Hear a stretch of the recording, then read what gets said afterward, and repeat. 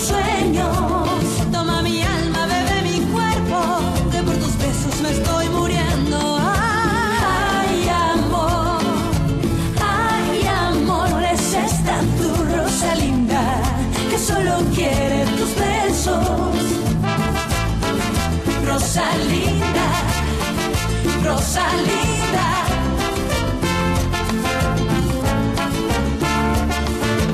Rosalinda, ay amor. Wala akong pinagsisisihan.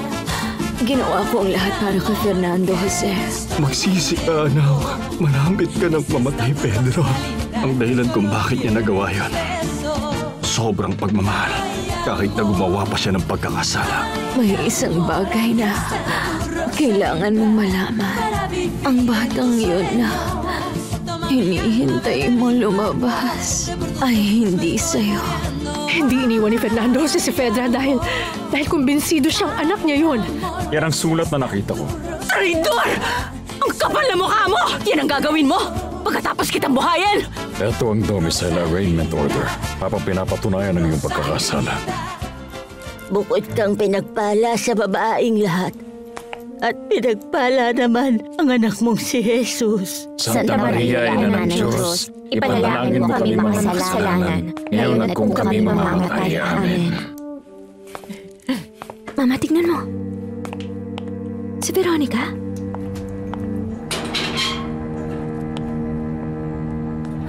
Diba? Napansin niyo? Siya yun, hindi ba? Opo.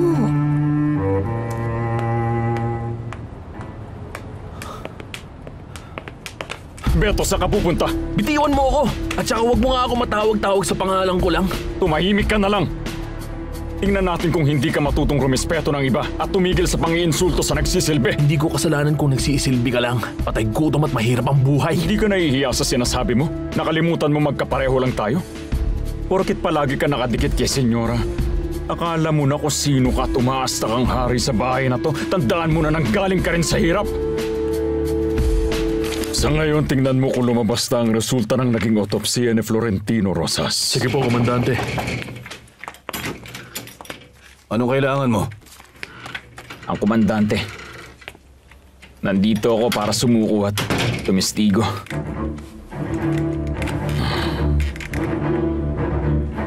Intindihin mo naman, iho.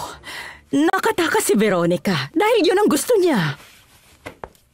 At simula noon, wala na kaming narinig mula sa kanya. Ang akala namin, patay na siya. Gusto kong maniwala, Valeria. Paniwalaan mo ko.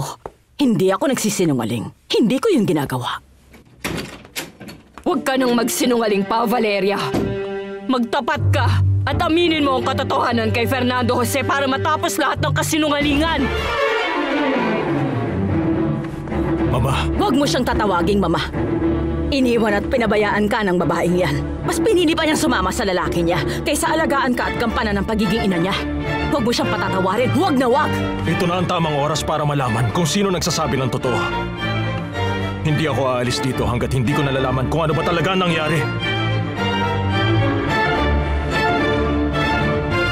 Grabe pala ang ginawa ni Valeria para lang sa kanya at para makuha yung ambisyon niya. Ang hindi ko lang maintindihan kung bakit hindi niya ako kayang mahalin, bakit niya ako kinahihiya na halos wala siyang pakialam kung gawin niya akong katulong. Wala namang ibang makakasagot niyan kundi siya lang. Kahit alam naman nating walang magandang rason para talikuran ng isang tao ang pagiging ina niya. Tingnan mo si Veronica. Ginawa niya ng paraang maibalik si Fernando Jose sa buhay niya. Sa tingin mo ba gagawa rin ng paraan si Fernando Jose para maibalik si Rosalinda? Naniniwala ako. Kasi mahal pa nila ang isa't isa. At magmamahalan sila habang buhay. Eh paano naman si Agustin? Kailangan tapusin ni Rosalinda ang engagement na yun. Kaso lang ayaw niya. Ayaw niya talaga.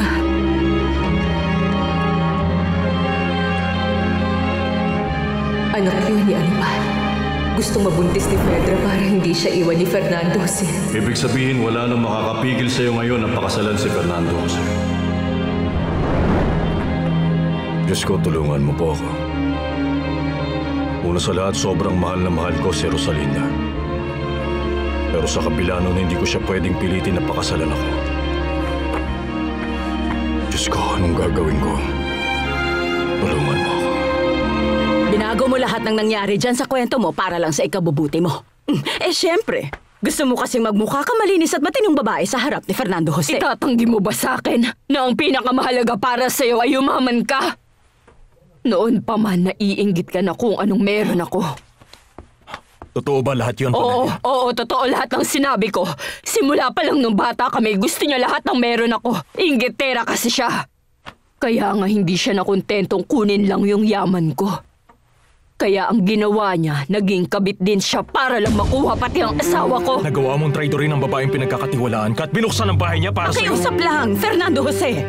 Yang babaeng yan, puro pabor sa kanya ang kinukwento niya tapos ako ang masama. Wala ni isa dyan ang totoo. Umahimik ka. Umahimik ka.